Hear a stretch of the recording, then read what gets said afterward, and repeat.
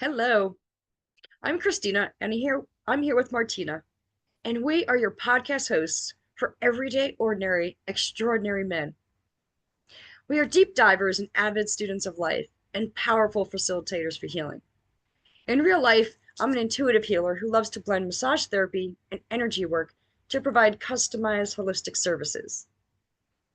And I'm a life coach specializing in pregnant women empowerment, and I'm also a sound healer. And we both love to incorporate crystals and essential oils, angelic Reiki, oracle decks, and of course, intuitive guidance into our work. So here's the context. Most humans have a lot of preconceived notions and stereotypes about gender. For example, men can be tough and silent and forceful, where women can be chatty, manipulative, or emotional. In doing that, we often put people in a box and often forget to see beyond those labels. And if someone's not fitting the mold, we might call them names like tomboy or sissy. Those and similar labels often cause discord. But what would a world look like where we can go beyond our preconceived notions and understand that we are much more than our gender? That we humans are strong and soft and gentle, deep and powerful, tough, fierce, and open, and that qualities are not specific to gender, that we all have all qualities to express. What would a world look like where we're all free to be who and choose to express all of our emotions? When we allow ourselves to express the so-called masculine and feminine qualities within ourselves, we set ourselves free.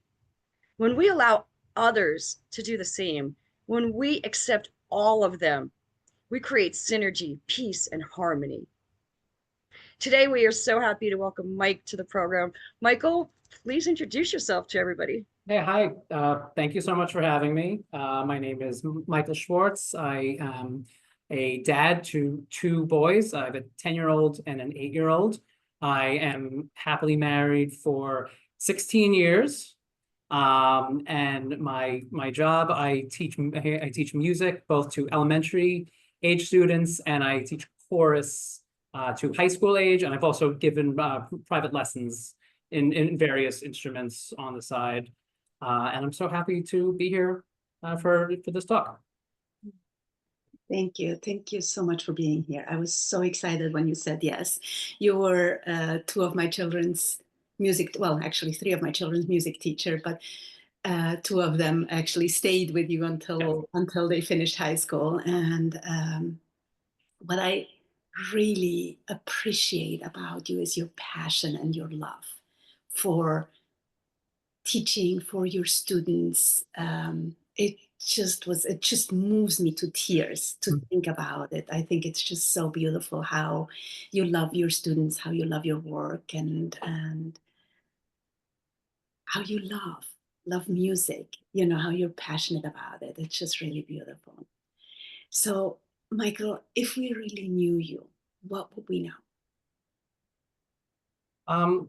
Yeah, I think kind of what you just said, like the some of the experiences that I've had in my work with two of your kids in particular, kind of just the amazing experiences that I've had, and kind of the responsibility of being a teacher.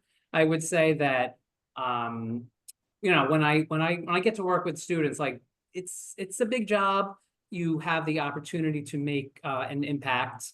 Obviously, I actually just ran into last week a group of former students who are all about 23, 24. So I haven't seen them for 5, 6 years. And they all came right up to me and were all of a sudden telling me, oh, back in chorus this, and I remember that and that song. And it really hit me. It genuinely did that. I was wondering, would they even remember who I was? And not only did they, but they remembered these experiences that we got to share. So yeah, I think if you knew me, you would know how honored I feel to have the profession that I do, and really just how much it means in my life. Well, I know my son makes plans with you, and I know at graduation my daughter absolutely wanted to have you in pictures as well, which is it's a testament to who you are. So it's It's thank you for doing the job well, right? Yeah. Yeah, those are the, I mean, just your two kids in particular, you know, we just shared so many times, just if it's you know, just a day in the classroom making music, or big performances or laughs. I mean, it's very special. Like I really like that I'm in an opportunity where I can have an impact on these young lives, and they really do with me. I mean, my wife will often joke, like, all right, I know you're talking about all your kids, you know, and she'll, you know, in only the best way. I mean, she's so happy for me, and she knows how much they mean to me. Yeah, She gets they're an extension of your family, right? They kind of are, yeah. I mean, I'm spending hours with these students each week. And kind of what's very special is that with all the performances that I will have over a school year, my kids, they're 5th grade and 2nd grade. They're old enough, they can come to the concerts now. My students know my kids. My wife also works at the same school, so my students know my wife, and it's kind of nice that like all the different areas of my life are kind of shared. Oh, beautiful.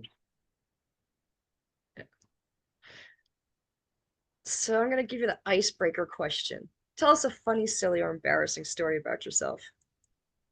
Okay, so about 17 years ago, I was student teaching. This was before I officially had my job, and it was my first day of student teaching, and it was in a neighborhood that I'd never been to before, and I was not aware that the school had no parking lot, only street parking. So I'm driving, I'm on my way there. I don't like being late. I hate holding people up, and I did not account for traffic. And, you know, I'm going to give myself the excuse. I was a lot younger than I am now, and this wouldn't happen to me today. But so I'm driving to the school, and I'm looking for street parking. Blocks away from the school, I finally find the spot. I take it. I probably asked someone at a local store, where's the school? They sent me off. I get there, I have my first day of student teaching. Teachers I worked with were great, kids were great, all good. Leave the school, time to go home. Where's my car? I have absolutely no idea. Now I would have maybe written down, or now with my cell phone, I probably could have done something to save the address. I'm wandering streets for a good hour. Cannot find my car. My mom is a teacher, or she was a teacher, and she taught not too far away. She comes, she picks me up. We're scouring every street. It is nowhere to be seen.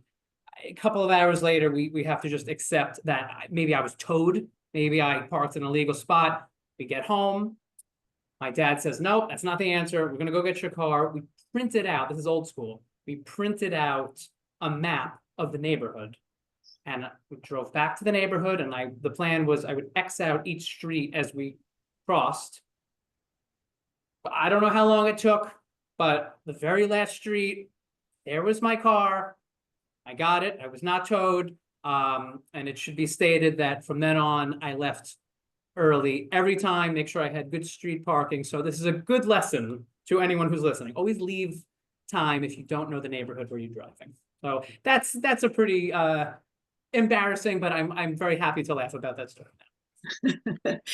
I think we have a version of that. I think was me losing it in a airport parking lot, not remembering what row coming home. So now I always write it down.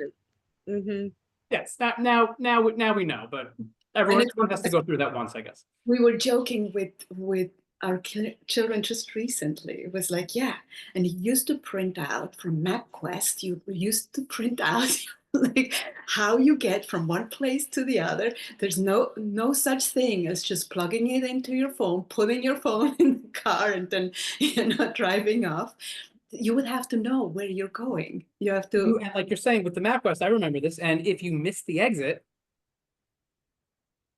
you're kind of in trouble because it's not going to fix it for you. So you'd have to think a little bit. But yes, I'm happy that the cell phone can fix it now, because I certainly make wrong turns all the time. same here. yes, absolutely. So, Michael, what makes you come alive? You were talking about about teaching? Like, what are you most passionate about? What do you love about your life? Is it that, or is it something else? Yeah, I mean, yeah, I mean, there's certainly like a little bit what I was just starting about, like just those moments with my students. Yeah, those are very cool. Just like when we've just done something and I know this is something I'm not going to forget, and I know this is going to stick with my students. That's really cool. And then just with my family, like I love as I'm sure many people do, just experiencing something new. And if I'm doing it with my kids, and I can, you say you can kind of like see the world through their eyes. Yeah, like those are great experiences. Like my family, it's my wife and my two boys, and we have our places that we like to go on a Sunday afternoon, and our restaurants we'd like to go to. When we find something new, and it's almost like everyone's all right. We're going to add this place to the list. Like this is like a special place for us. So that's really nice. Just getting to experience something new as a family. Like I like that feeling. If we can travel, I love taking my kids to places that we've never been to before.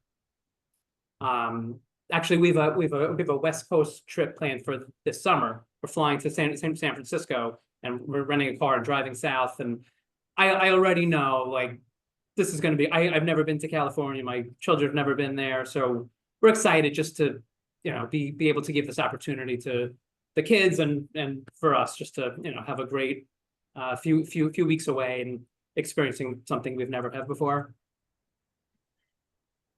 I love that conversation about introducing children to new things and watching them experience it for the first time. And I recently got to spend time with my niece, and she's almost 2, and I picked a dandelion in blue, and you could see her little brain was like, I don't think anyone's done that for her yet, And she was just like, oh, what? You could blow them and they fly? Like, it's the best feeling in the Yeah. world. Just the best.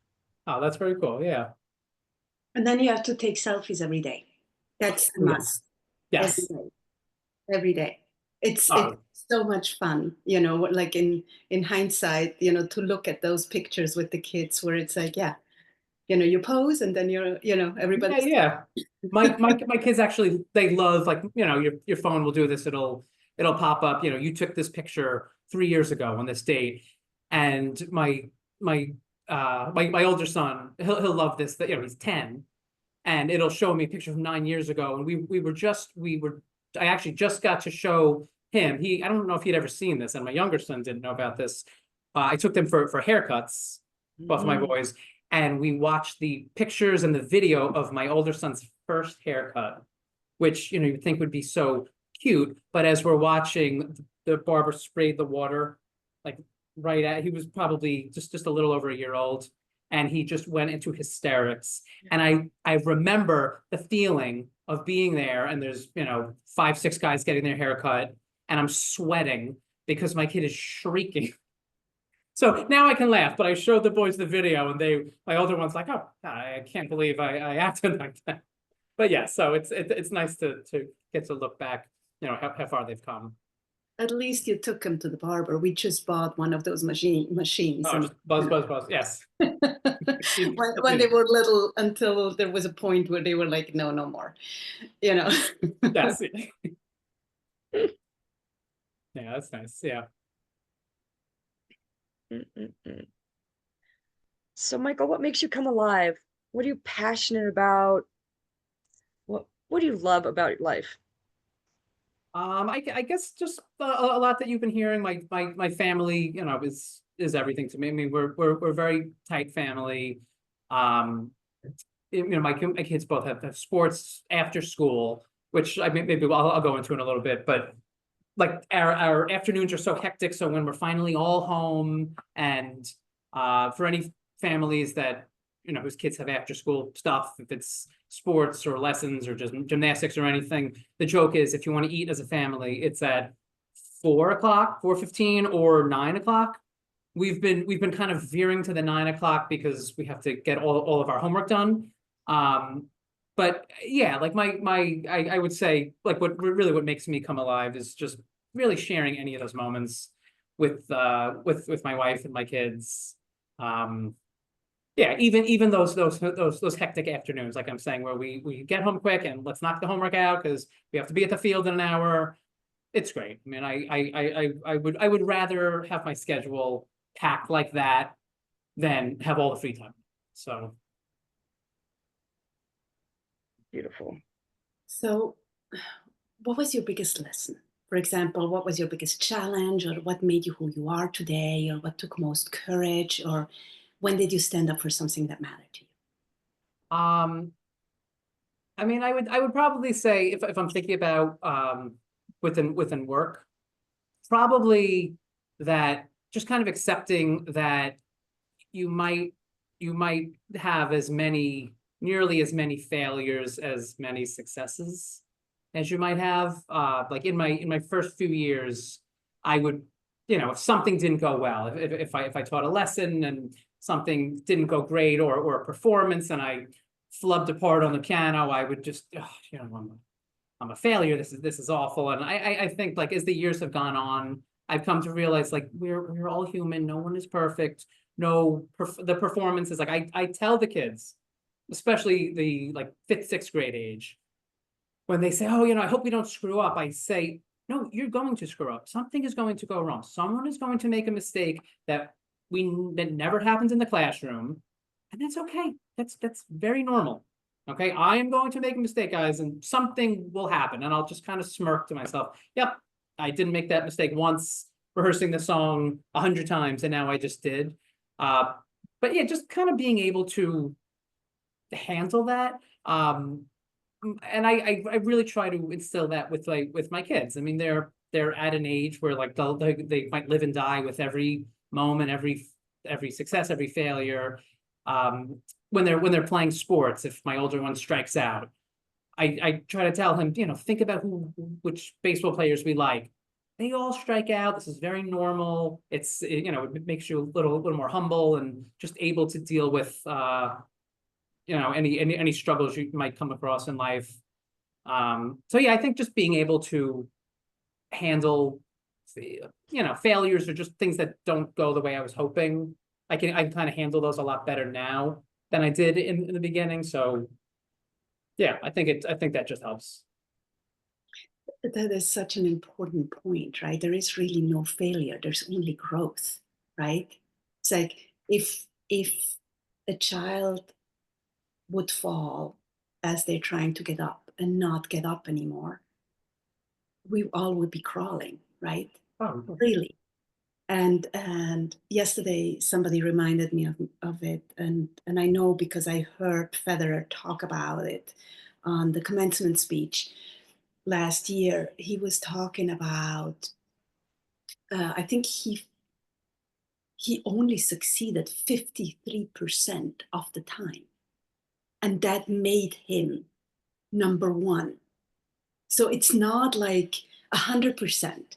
Right? There's so many failures that went into so many games that he lost.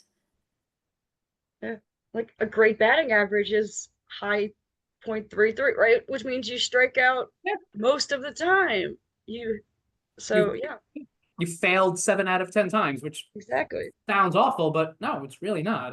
That's great. And it's a great thing to teach children at such a young age, right? Yeah. Mhm. And Yeah. but we don't live in that society, right? We don't live in that society where it's okay to fail, right? It's like it's a life and death thing rather than now. If you I hit, mean, I'll try to with my older son, his little league team. I'm like the assistant coach on his team, which I love. Which I could talk all about that and all the good experiences with that. And I'll try to tell him, like, let's not worry. But yeah, okay. So you struck out. You also made a play in the field. Like, let's celebrate what's good, how far you've come. And he's 10, so it's he maybe isn't quite at the age where he can see it from the way that I'm saying, but he's definitely getting better at that. Accepting, like, okay, yeah, everything didn't go great, but a few things did. and I promise you they listen. Like I remember when I would always tell my kids, it's okay, right? The glass fell, it's not a big deal, right? And one day my iPad fell and I was just berating myself, and Karina turns around and tells me, okay, so how long have you had your iPad? How often did it fall? It's not a big deal, right? And it, like, they listen, right? They listen, right? Whether whether you believe it or not, eventually it's going to come back to you in some shape or I form. believe it. I believe it. Yeah. Mhm. Thank you for that. Yeah. Mhm. So, Michael, tell us about a time you took a chance on love. And it doesn't have to be romantic love, but it can be. So, well, if we're talking in the romantic sense, I should say that my wife and I met when we were 12 years Wow. old, and we were a couple in 8th grade, and then we took a couple of years off. She likes to still brag me about that. But when we were in 10th grade, 16 years old, we got back together, and we've been together since, Wow. which is kind of cool. So we've So cool. we've been in each other's lives for, like I'm saying, since we're 12. So we've grown up together. We've experienced so many huge parts of our lives with each other. I'll tell kind of a funny joke. My wife was not laughing at the time, but I think now she finds this funny. When we were married, her dad gave my father-in-law gave a very nice speech, and he was talking a little sports, and he said, "Wow, Michael, you must really love her because we like all the sports teams that you don't," which was playful. And then my dad went up there, and I'll never forget this, but I'll give him credit. Years later, it was very funny. He said, when Michael first came to me and said that he wanted to get married, I thought he was making a mistake. And you could feel like everything stops in the room. You had 200 people at the wedding, and you hear a cough and a knife scraping it. And I'm like, "What? Is this for real?" And then he ends with, "I said to him, really think you should finish 7th grade." And then he went into a very glowing speech about how much he loves my wife, and that was, so I'll give that to him. Now years later I can laugh, but I remember thinking, "What are you doing? This is my wedding." Since you were 12, wow. Yeah. So you Yeah. really know each other very, very well. Yeah. Good or bad. Yeah. Yeah, and it's, I mean, I know we're very fortunate. I know we're kind of more the exception. Like, most people don't meet each other that young, and even if they're a couple, they stay together. But we're a very good pair. I think we even each other out, and we're I'm very lucky. I'll say, I don't know how lucky she is, but I know I'm very fortunate.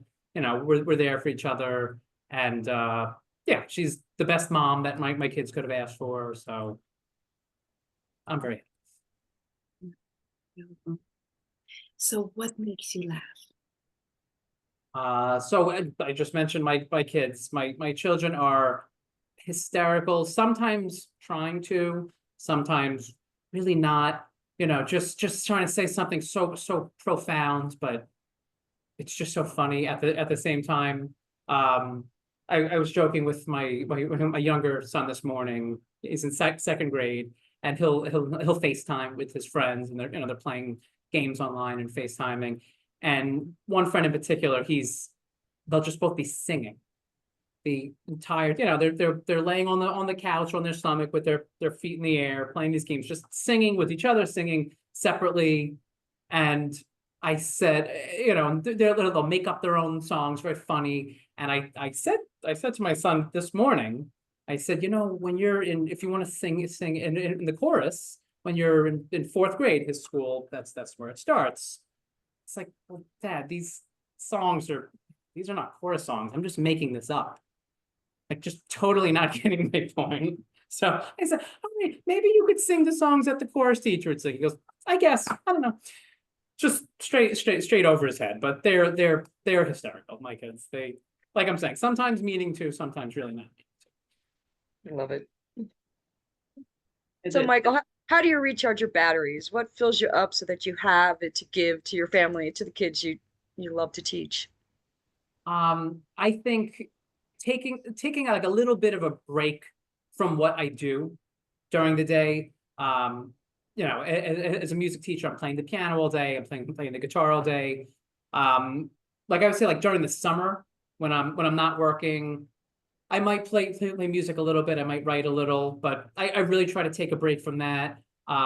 Something we love doing, and it's just kind of like so simple. But we will throw the kids in the car, go pick up some food they can eat in the back, and we just take a drive to nowhere, and just put on the radio, and they're doing their thing, and we can just you know just talk and not think about anything. No agenda at all. This is a golf course in my town, and it looks from the parking lot. You could pull right in, and the parking lot just faces the golf course. And something that we've started doing, like kids love doing this, is we'll pick up some food and just go there, park, open up the windows. Don't even put on the radio. Just let the air come through. My boys are talking. They're making jokes. They're being silly. I kind of just shut my eyes a little bit and just like if they're at peace, I can have a moment. So it's Friday today that we're talking this. So this might even be it tends to be a Friday afternoon thing. So in a few hours from now, I might be doing this. It's just a nice way to shut off from the whole week. Even and I think I hope the point's coming across. I love my job, but Yeah, just to be refueled for the next week, I have to absolutely. Well, so Yeah. you can bring that love and passion, right? It's like we need the recharge so we can be at our best. That's why we're asking, and that's what you say you're doing, right? It's like that little moment of taking a breather inside of all of it, so you can continue giving all Absolutely. giving. Oh yeah. And this is I mean, even if my weekend, I mean, the weekends are. I don't know about you guys. My weekends are packed usually. I don't know the last time we had a quiet weekend, but it's okay. Just being out and just having family time, or just doing something outside of what I do for work. It just helps me. So when I come in the next week, I'm set to go. Yeah, because like really, my job, like what I'm doing by asking children to sing and to make music, like they have to want to do it. Like they will know that if we start working on a song and I can hear they're just going through the motions and they're singing it, but there's no passion in it at all, I'll stop, and they know it. I'll kind of play a few chords on the piano and stop, and they look at me and I go, I'm bored. And they roll and they go, all right, he's not gonna let that pass. Like you can't make music like that. So then they kind of understand. Even if it's Monday morning, 8:20, I'll give them like a little bit of a pass.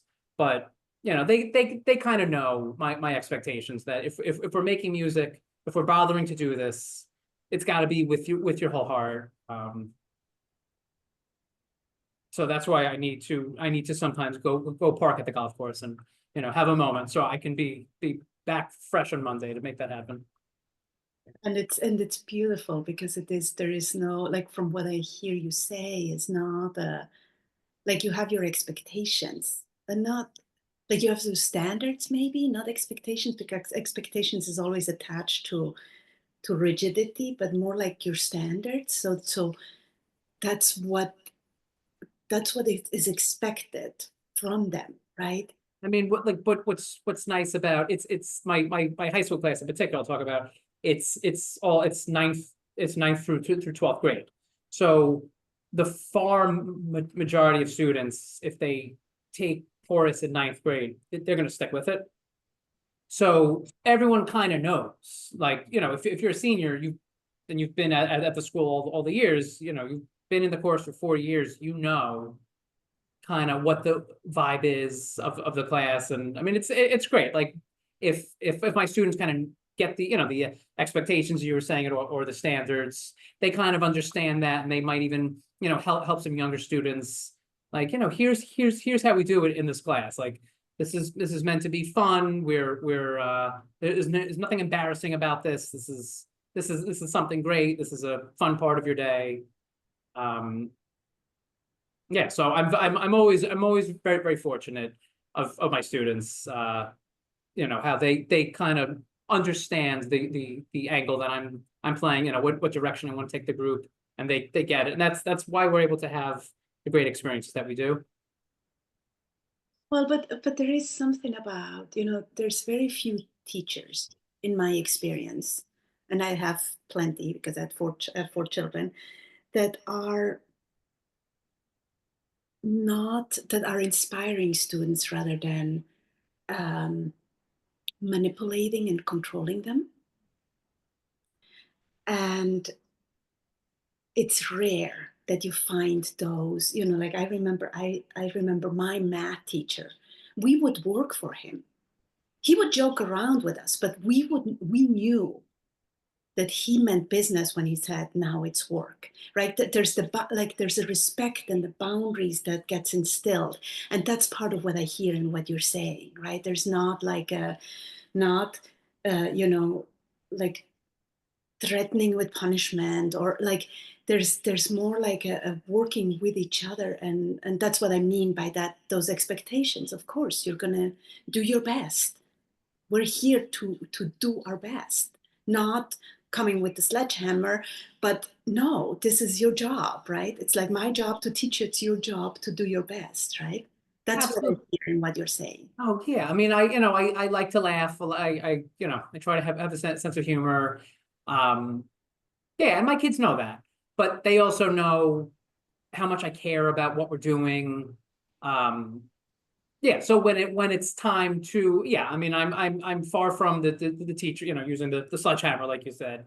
But they know how much I care about this, how invested I am in them, and you know, I just try to tell them, like, guys, these experiences that you're having when you're in college, you know, not too often can you join a chorus. I mean, this might be it. So really try and make, you know, every moment of this, let's, you know, there's certainly times for being silly, and like I'll joke. I said, you know, I'm the king of going off on a tangent, you know, and they might say, Schwartz, come on. So I'll have to focus myself again. But yeah, I mean, I love that my classroom is a place where students work hard, they feel safe. Yeah, I mean, like some of like my proudest moments, I think, as a teacher are, I'm thinking back about some students that I've had over the years who came in, you know, who wanted to sing, who liked music, who had a talent, but either were just, you know, a little too shy, or just didn't believe it in themselves. And yeah, I think I like just being able to kind of help them slowly start to trust themselves, and then get to a moment by the time they're a senior where probably if they looked back at that ninth grade version of themselves, they'd think, that's me. Wow, I you know, I've come so far. Like that's one of my favorite experiences that I get to have as a teacher. You know, just getting students from here to there. Seeing the potential and really pulling it out of them and helping them to develop it. That's it. Yeah. Yeah, it's very cool. I mean, it's a very supportive room. I mean, the school is not a very big school, so my class is not very big. When I was in high school, the ensembles were probably over 100. My group is 25, so everyone knows each other. Everyone is respectful of each other and really just wants each other to succeed.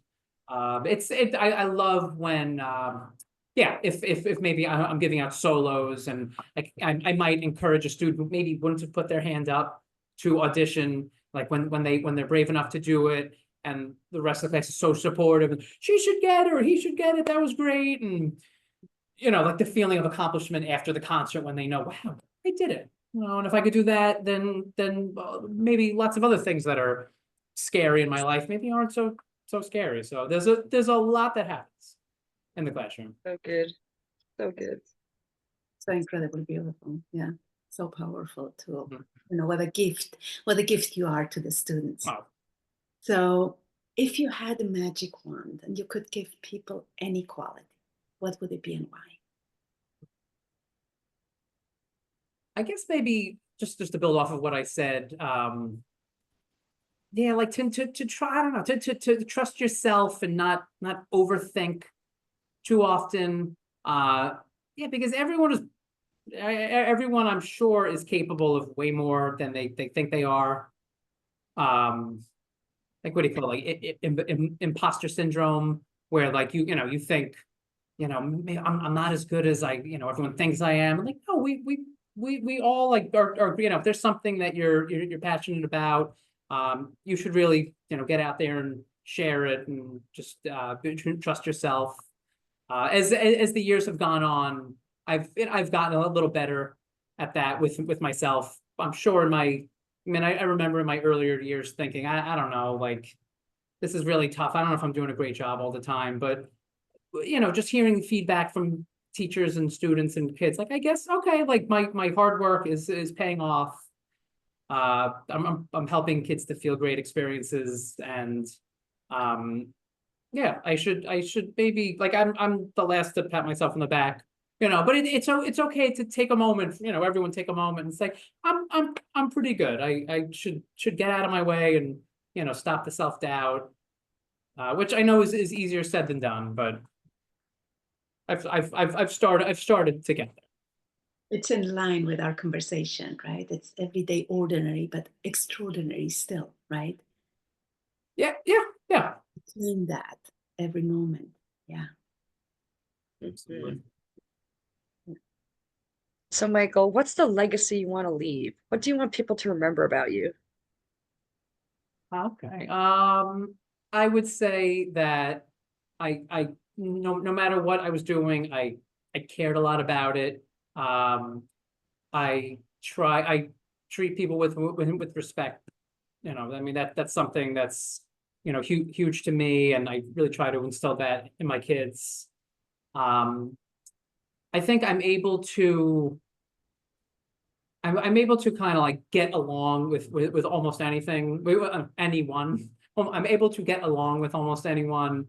My wife she's probably even better at that than me, so I'll shout out to her. But yeah, that I'm someone who is there for. I'm a good friend. I think I'm loyal to my friends. Yeah, and really just anything that I'm doing, I just work as hard as I can to help other people. Brilliant.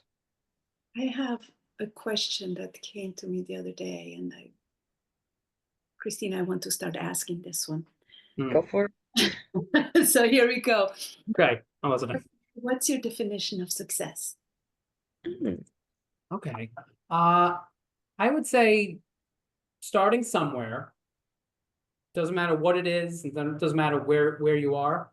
But start somewhere, and if you put in hard work and you do what you should be doing, and you now have improved, doesn't mean that you're a master at whatever it is, but if your hard work has really started to pay off, and you feel like just you've gotten somewhere, I would feel successful in that. Like just going back to the sports analogies with my kids, like my older son who loves sports, like I like him to start to feel more confident about himself.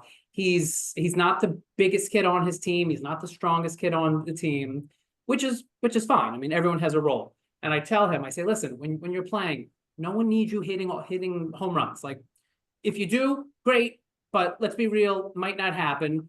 What can you control? And he's like, well, I'm a pretty good fielder. I said, okay, so let's be the best fielder that we can, help your team out. And in his last game this week, he made 2 huge plays in the field. Stuff that last year he probably would not have made, both from skills and just confidence and probably being anxious when the ball came to him. He made those plays. He was so cool about it. Like he came off the field and he's high-fiving everybody, and he stood 10 feet tall, let's say. And he just felt great. I really tried to just praise him on that.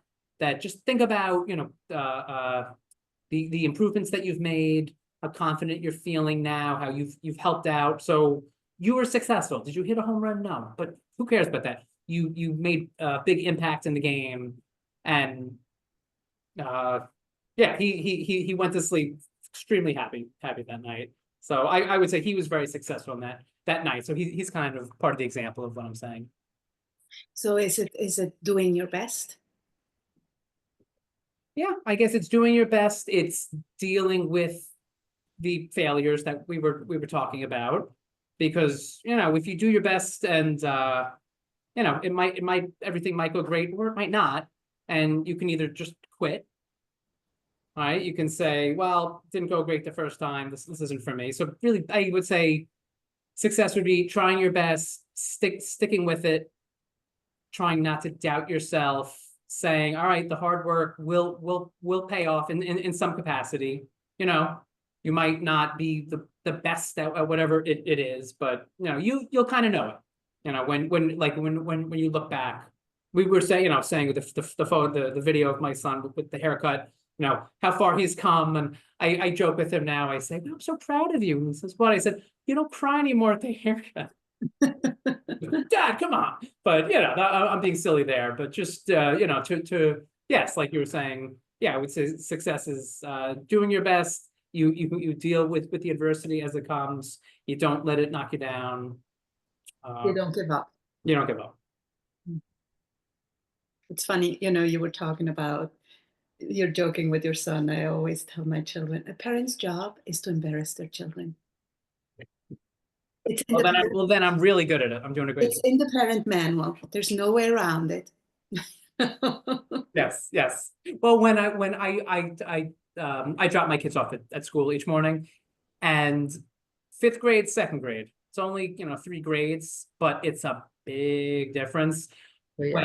When my older one hops out of the car, if he says bye, that's a miracle, and our relationship is amazing, but his friends are right there. His 5th grade friends are right there. So he can't.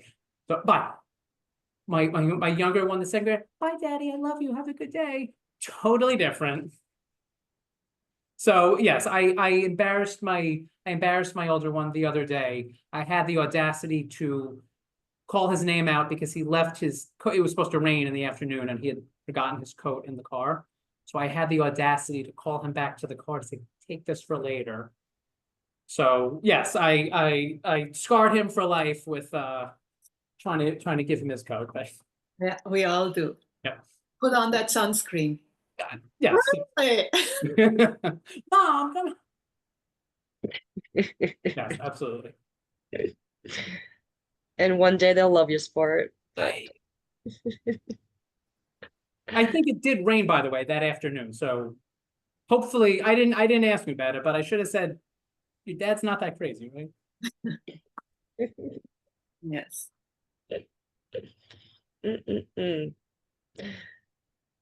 So what do you consider your biggest accomplishment?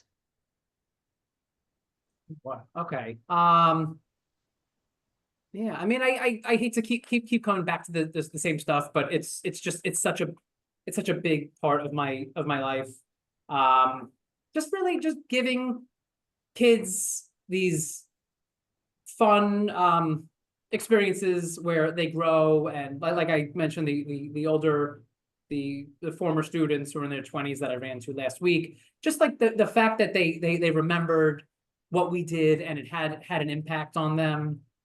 That's very cool, because like I try to take a moment and think back to my teachers when I was in high school, and I can't say all of them made a huge impact.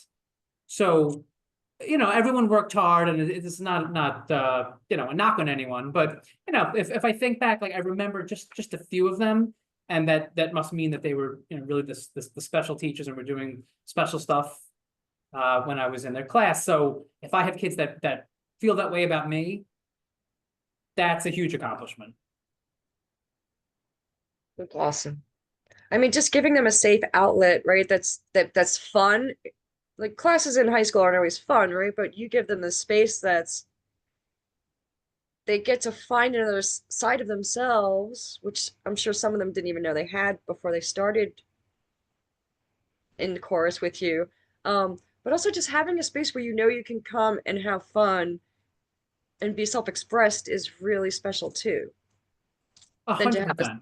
and then to have you who makes it even more fun. It's just icing on the cake, right? We do something at our spring concert each year where we have a winter concert and a spring concert. So the spring concert is the last of the year. So for seniors, it's their last concert. It's it's a big deal. There's always tears, and it's a big deal. And something that we started doing at the school is all the seniors, like the 2 weeks leading up to the concert, there's a camera set up in one of the classrooms, and there's kind of like a script where they will go and kind of record a video answering some questions. What was your favorite moment at the school? What did you love most about being in bands or chorus or whatever it might be? And they're so honest, and they bare their soul, and it's kind of like their chance to express how much these music classes have meant to them. So when I get to see the videos like that is such a fill your heart moment. Knowing that all the work you've put in, like it had an impact. I love that. That's like and sometimes I'll be with the students because it'll be playing and we're just outside of the auditorium where the concert's going to happen, so we can all hear it, and we're watching, and my students are right next to me, and they're kind of like smirking, like, yeah, all right, I really did like this class, and it's like a nice final moment before we head out, hit the stage for one last concert.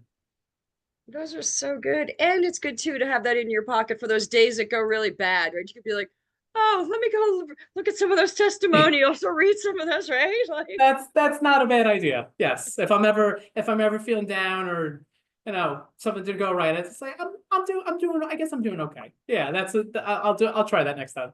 I had a massage client recently write me a poem, and I framed it and put it in my massage room. And sometimes some days are challenging, and I could just read her a quick little poem and be re-inspired by it. And another podcast person said something about keeping your raves, right? So I've actually started now keeping a little like note file on my phone. When people send like glowing reviews, I could be like, oh, let me copy that and add it to my notes. So on those challenging days, I could be like, all right, I need something good to read, right? And you have that there. Yeah, it validates the work that you're doing, and totally. Yeah, it's good stuff. Mm-hmm. So thank you, Michael. Thank you so much for taking this time. I don't know if you want more students, if you want to have a shout out, if somebody's looking for a student, a teacher for music or not. We didn't ask you about that. If you want to just advertise your services here or not. Oh, yeah, I guess there'll be a link. It's when this is posted. Yeah, I do lessons or vocal and piano and guitar. Yeah, absolutely. So I'm free. And how can they reach you if they're interested? Absolutely. Yeah. If you want to, should I say it now, or? Yes, Yeah. absolutely. The easiest way to reach you is how?